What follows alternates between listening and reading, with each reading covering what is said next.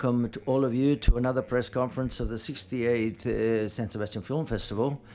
Today we're going to introduce the series We Are Who We Are, which is in the official selection, and to present it we have the great honor of having with us the director and screenplay writer Luca Guadagnino. Yes, a round of applause, why not?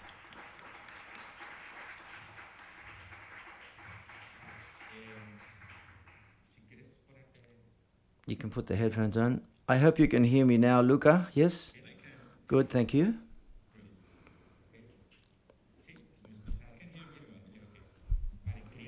I wanted to start, we'll give the floor to the journalist later, but I would like to break the ice by asking something that drew my attention very much about the series and can be visualized or seen in the rest of your filmography, and that is something quite specific as regards the actors and their movements.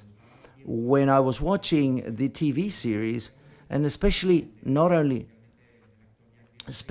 Jack Dylan Grazer, the way he had of moving and of relating himself to the scenery, objects, and other characters, and all of a sudden he reminded me of the way in which Timothée Chalamet in Call Me By Your Name, or Ralph Fiennes in Annibal's Place, or practically any other character, Suspiria, for example, which was something related to movement as well. It reminded me of characters that are defined by their movements as such, and by their gestures. And I asked myself, how do you carry out that process of creating characters along with the actors?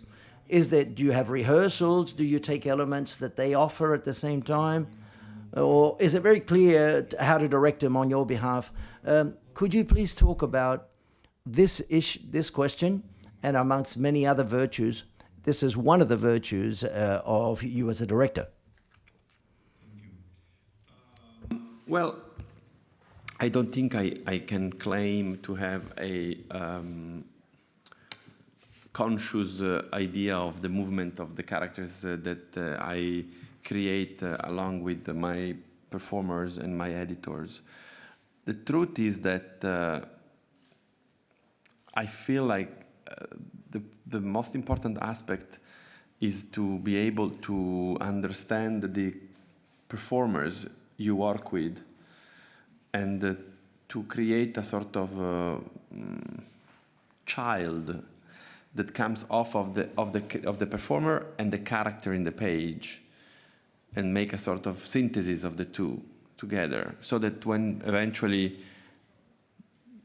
the character is alive on screen, you can still feel, in a way, let's say, the ghost of the actor, like his or hers or theirs essence, let's say, camouflaged under the character. I have never made the trajectory to put together in my mind the characters, so as you did. I feel like every character speaks for its or hers or theirs way of being, like Fraser and Harry Hawks, the two characters from this show and A Bigger Splash. They may be kind of manic people both, but they have probably two very different cultural background and way of being.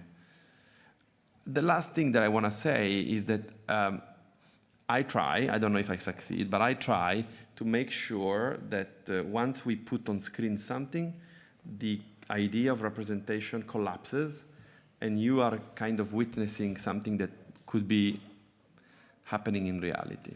That's what I try.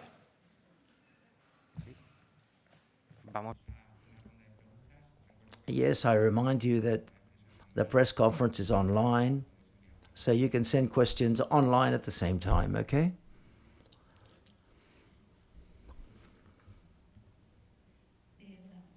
Hi, Medrachani is from the Agencia EFE. I would like to ask you, the series explores the fluidity of gender fluidity among adolescents, and I would like to know, you've probably researched this issue, and it seems that the younger generation is more open to this issue, and what's your opinion vis-a-vis this issue? Well, I honestly am not very, I'm not very drawn to topics. I don't believe that we express ourselves through the headlines of the week or of the month. And so I personally am kind of, I believe that gender fluidity is something that is part of our way of being as people. I don't believe that that's something that speaks for the now.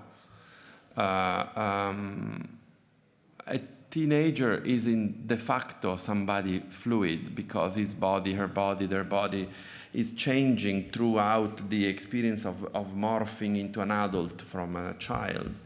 So there is necessarily this need of feeling everything so that you can adapt by the way in which your body changes throughout the experience of adolescence.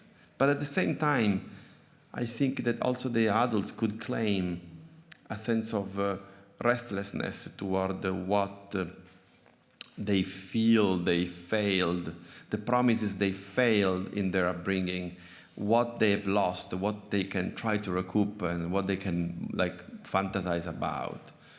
So I don't know. I don't know if the kids today are more open to gender fluidity or not. I don't know. This is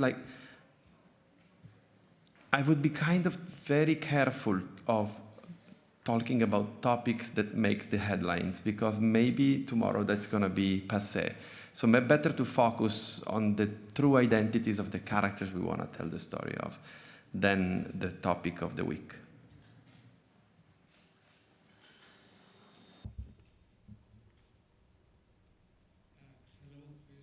Congratulations on the series, and my question is how different is your approach when you make a film or when you make a TV series? Because I imagine the approach has to be very different for both formats.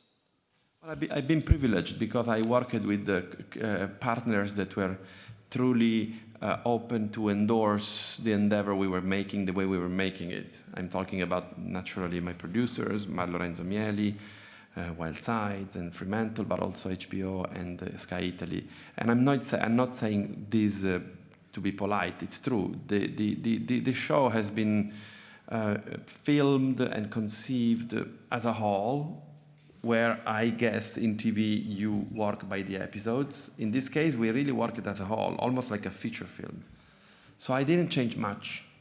I decided with my three great director of photographies, Frédéric Wenzel, Massimiliano Cuvelier, and Yorick Lesseau, that we were going to shoot in digital, despite the fact that I constantly use 35 millimeters to film my work, because the concept of the here and now that I wanted to convey, for me, felt more urgently addressed through the usage of digital technology. But apart from this change, I wouldn't say that much changed to what I usually do.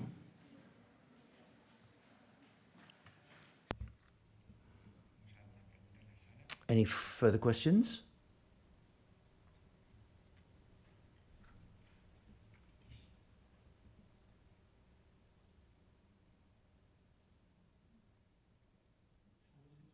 Actual teenagers, considering the complex subjects presented in the series?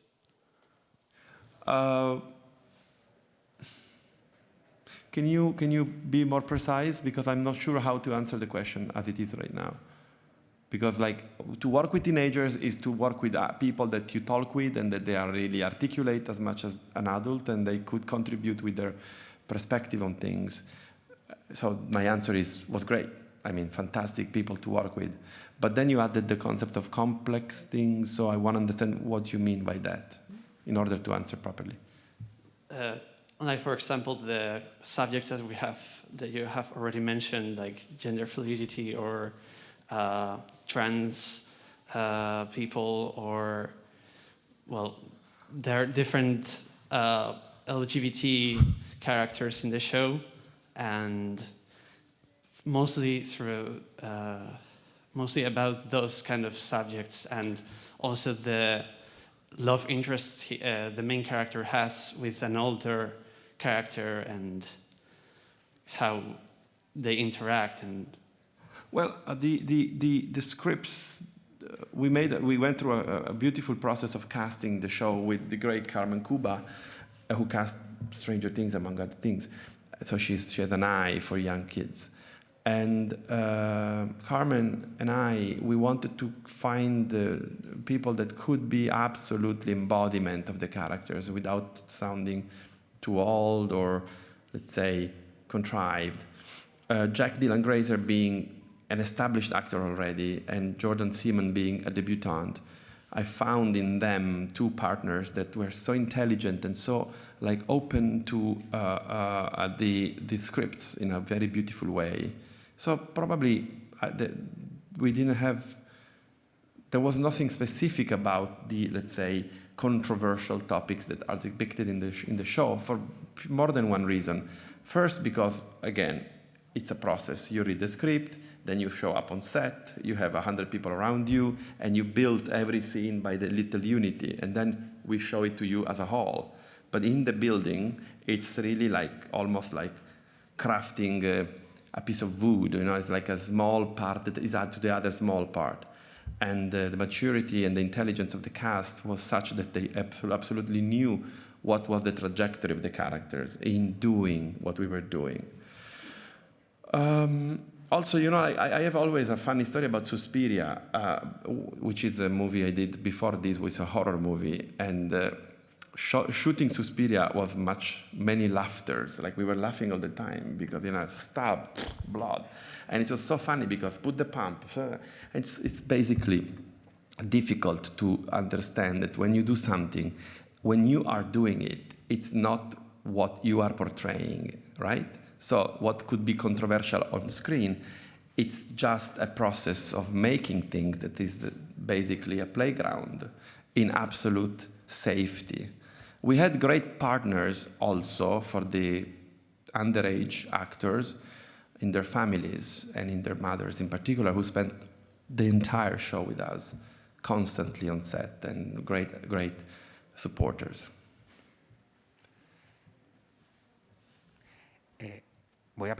Let me take advantage to ask a question related to everything, and it's just the idea of the series is shot in Italy, in different places, and it ends up in Bologna, for example, and the director was shooting at home, basically, but the vision that you added to the series was a foreign vision, because how do you balance that idea of home, foreign, and also in a context which isn't the present-day context, but it's the context of 4 years ago? What are the reasons for this that attracted you to this, basically, of shooting it that way? Well, I found that the idea of a microcosm that could tell the story of the whole would have been interesting, and also would have been narratively manageable. You have a world that is contained, but that in a way is the paradigm of a bigger and greater world. And that would have offered all of the filmmakers, from me to the actors to the production designer, the cinematographer, the editor, a possibility to really utilize the part as a whole. The other aspect is that these characters, they don't know where they belong, what's their place in life. And so to have a sort of temporary place that belongs to their identities, this little America, but temporary, and also to confront them, each other, with the outside, it felt for me very, very strong. I'm lucky because I grew up in many places, and so I personally have this sense of displacement that it helps me a lot to keep my mind open. Okay, thank you. ¿Tenemos alguna otra pregunta? Any further questions? My question is, what was the biggest challenge as a director doing this TV series? Well, to make sure that we could have all the people that needed to be on screen, apart from the main cast, I'm talking secondary roles and extras, that looked believably and convincingly American. which is sound an abstraction, but it's not. You know, like America is a specific country. It's a country of the melting pot. It's a country of a lot of cross influences, and there is not one face that defines America. Actually, there are multitudes, and so to be able to do that was complicated. Yeah. ¿Alguna pregunta? Very la shy sala? journalist. Ya, os veo muy tímidos, es verdad. No sé si es el tiempo. I don't know whether it's the weather, but they're very shy.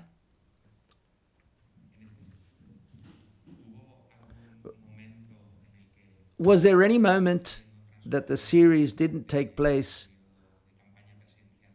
during Trump's presidential campaign, or was an idea that you had in mind already from the outset of the script writing? That was intuitive. Like generally, if you are telling a story that is contemporary, in order to avoid the sense of, let's say, abstraction, you have to give a little perspective. And then, so if you want to say something about the now, it's better to go backward a little bit so that you can contextualize. It's even simple things like what is the newspaper they're reading, what posters on the movie theater are. You know, it's very accurate. What food is in the store. What clothes you wear, what music you listen to, but also what is the context in which you are living your life. We live in every one of us lives for our sense of awareness of what is around us without necessarily constantly being aware of what is happening around us. In fact, many of these characters, things happen around them and they are not aware. I actually later realized that probably to set up the show during the campaign for the presidential election of 2016, somehow, because the series has a shift, it's really starts in a way and moves in a direction. Probably now I can possibly think is because it was about a sort of paradise lost at the end of the Obama. I don't know. It's something that I don't want to say so much because I think an audience should be open to understand whatever they need to understand. But at the same time, now that I think about it, it's possibly about a sort of falling, awakening or something. Yo aprovecharía el momento como As president of the jury of the official selection, how do you address this festival? Because you say that you like to testify reality in your films. A festival, should it have these types of films in it? What kind of films? You said entendido que en sus I've understood that in your films you like to show reality of what's taking place in a festival. What would you highlight in the film festival in San Sebastian as regards to the films that you've seen? I think she means. As a president of the jury, I'm sure you can't. Films. I can't say anything. I would be happy to answer any questions about my beautiful job as the president of this great jury after we give the awards. My identity as a filmmaker, it's close to my identity as an audience member and former film critic, but not completely. I mean, I'm very open. Sí, bueno. I want to take advantage to ask two questions. One is whether you're involved in any new project that you can talk to us about, and on the other hand, your opinion about the change of the Oscar regulations to make them more inclusive. What do you think about those changes? I hope to go to holiday after this lovely time in San Sebastian because I've been very busy in the last few months.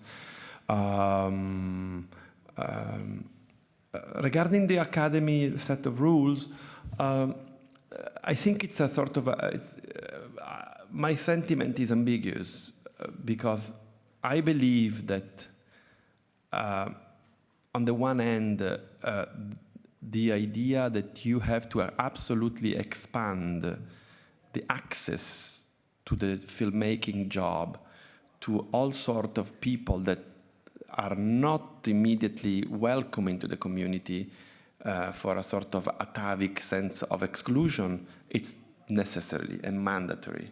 So I welcome and I salute those rules with great with great enthusiasm. At the same time, if we analyze the way the rules are laid out, we realize that basically all movies, more or less, have set up themselves to those rules.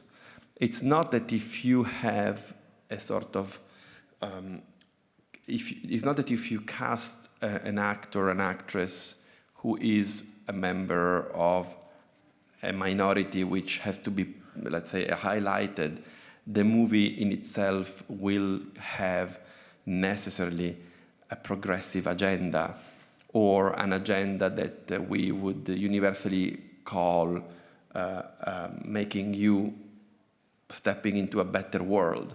I don't want to name films, but there are films in which diversity is at the center of them, and yet the ideas of this film is very, very reactionary. Cinema, for me, should always be somehow a way of putting the audience in a place of excitement, exhilaration, and constant uncomfortable need of change your ideas. That's what I feel. Like when I hear people saying, I want to go to the movies and get distracted, I feel that is a sort of biased idea. I think you want to go to the movies and be, as the French would say, bouleversé. I don't understand how else you want to enjoy a movie. Like, I don't know how you don't feel bouleversé when you see a great movie by Quentin Tarantino, which is a very popular filmmaker, by the way. So it's more about the spirit of the filmmakers that is important. Having said that, access to the art of filmmaking should be open to everyone and shouldn't be, let's say, closed at the gates of who enters and who doesn't. From my little perspective, I'm proud to say that my crews, my collaborators, everybody I worked with in the last 25 years, they come from everywhere in the world and from every field, identities and spirit. So we will continue doing that.